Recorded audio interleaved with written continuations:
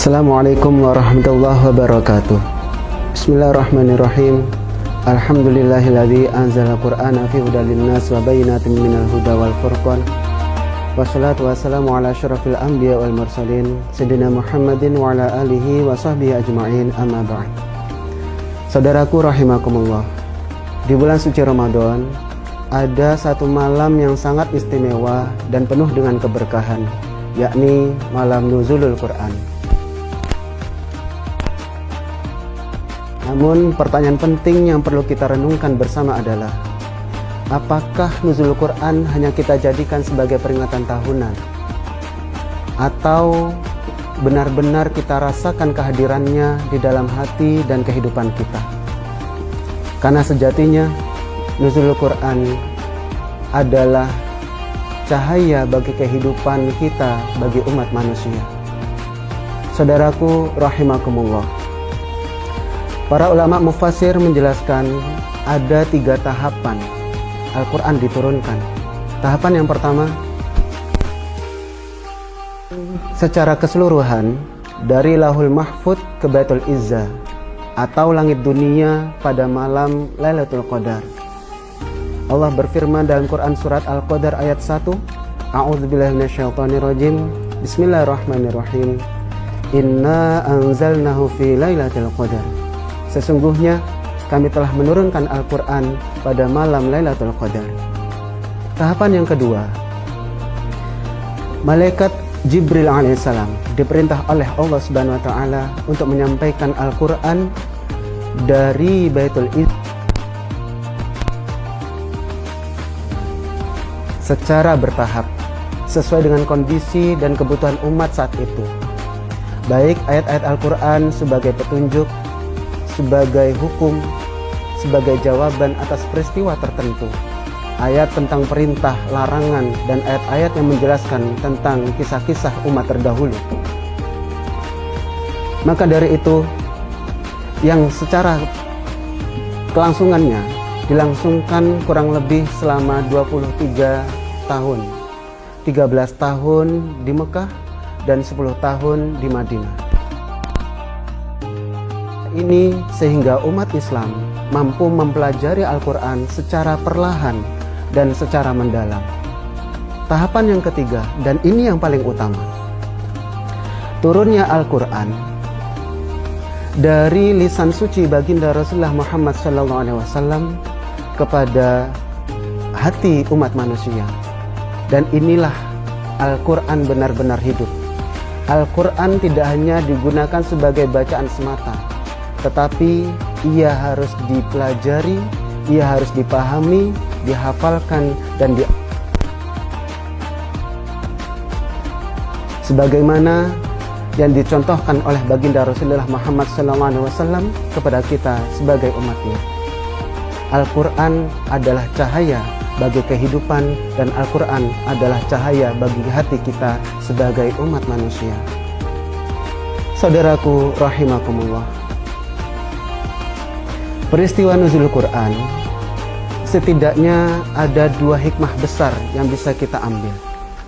Hikmah yang pertama, Al-Quran diturunkan pada hal ini menunjukkan atas eksistensi dan kemuliaannya.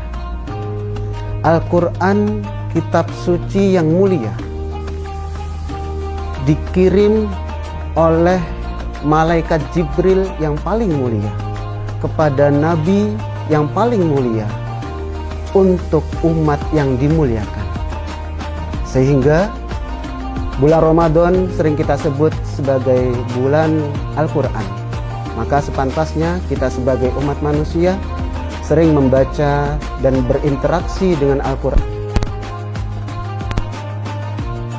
Kan kebahagiaan, mendapatkan keistimewaan dan kemuliaan dari bulan Ramadan.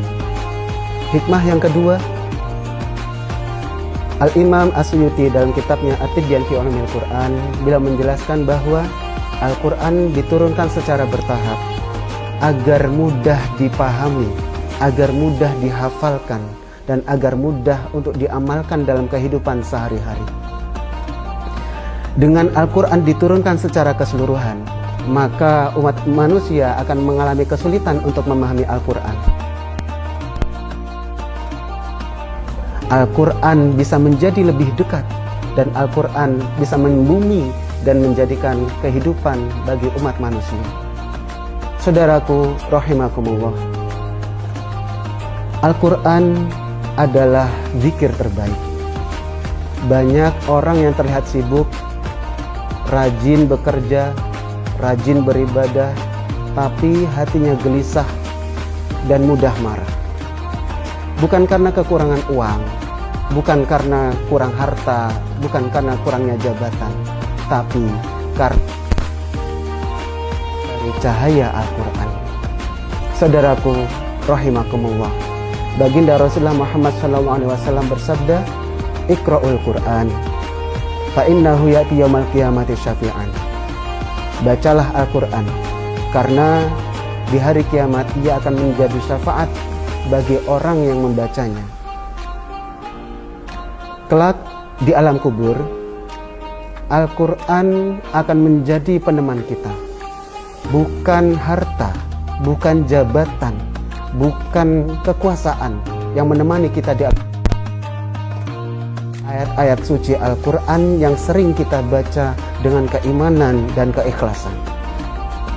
Saudaraku rahimakumullah, dengan peristiwa nuzul Quran, bukan hanya sekedar turunnya Al-Quran ke bumi, tetapi apakah Al-Quran turun ke dalam hati dan menjadi cahaya bagi hati kita semua. Barangkali Al-Quran kita terhias dengan rapi, namun ayat-ayatnya belum sampai mengalir.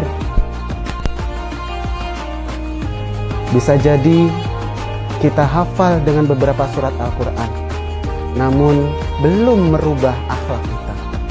Maka dari itu, mari kita bertanya introspeksi untuk diri kita sendiri masing-masing.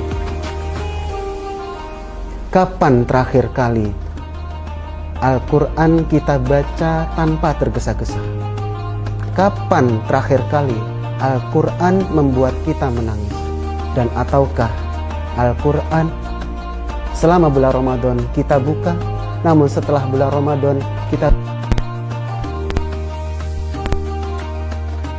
berdoa pada Allah, Allahumma ja'al Qur'ana nuran fi qulubina.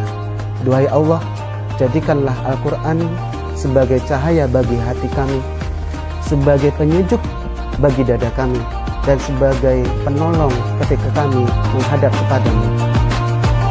Amin, amin ya rabbal alamin. Wallahu muwaffiq ila aqwamit thoriq.